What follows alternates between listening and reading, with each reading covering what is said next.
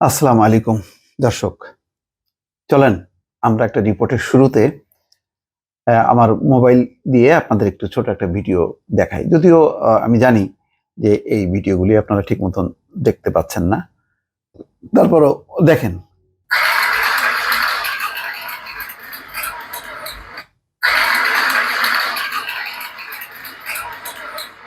কয়েকবার দেখলেন নিশ্চয়ই একই ভিডিও।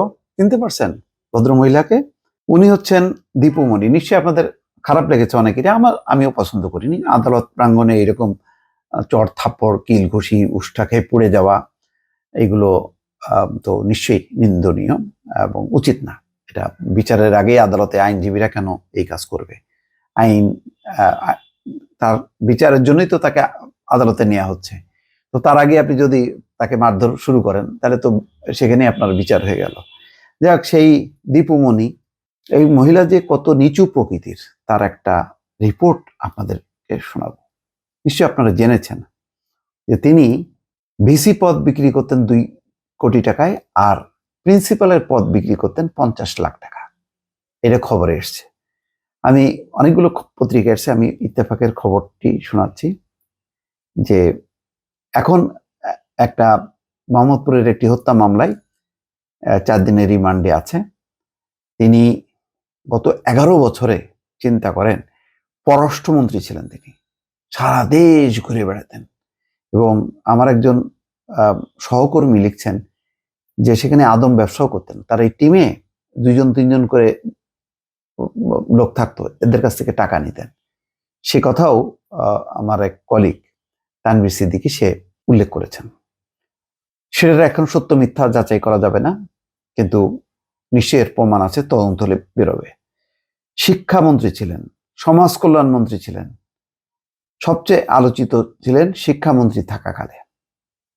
আর পররাষ্ট্র মন্ত্রণালয় তো মোটামুটি সারা বছর তিনি রাষ্ট্রের টাকায় ঘুরে বেড়েছেন। মাশাআল্লাহ, মানে এমন কোনো বিশ্বের কোনো মনে হয় দেশ বাকি নেই।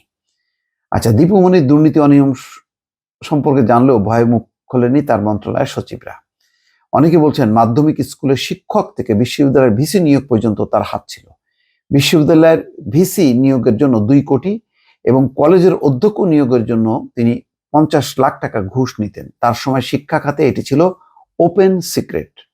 সংশ্লিষ্টরা বলছেন আওয়ামী লীগ সরকারের 4 মেয়াদের মধ্যে 3 মেয়াদে ভিন্ন 3টি মন্ত্রণালয়ের মন্ত্রী ছিলেন দীপুমণি।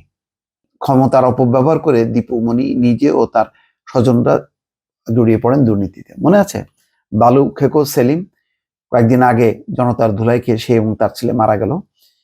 সেই চাঁদপুরের, মানে বালু বিক্রি করতে করতে মানে পুরো চাঁদপুরটাকে, শহরটাকে একটা হুমকির মুখে ফেলছে বালু খেকো সেলিম। তার সহযোগী ছিলেন হচ্ছে এই দীপুমণি, প্রোটেকশন দিতেন। সেলিম চেয়ারম্যান চাঁদপুরের আওয়ামী লীগের ভিন্ন দল বাদ দিলাম, আওয়ামী লীগের নেতা কর্মীদের কাছে আপনারা জিজ্ঞাসা করবেন দীপুমণি কি চিজ। তার একদম পায়ের নখ থেকে মাথা পর্যন্ত, চুল পর্যন্ত, মাথার চুলের শেষ মাথা পর্যন্ত দুর্নীতিতে একেবারে ভরপুর। Open secret.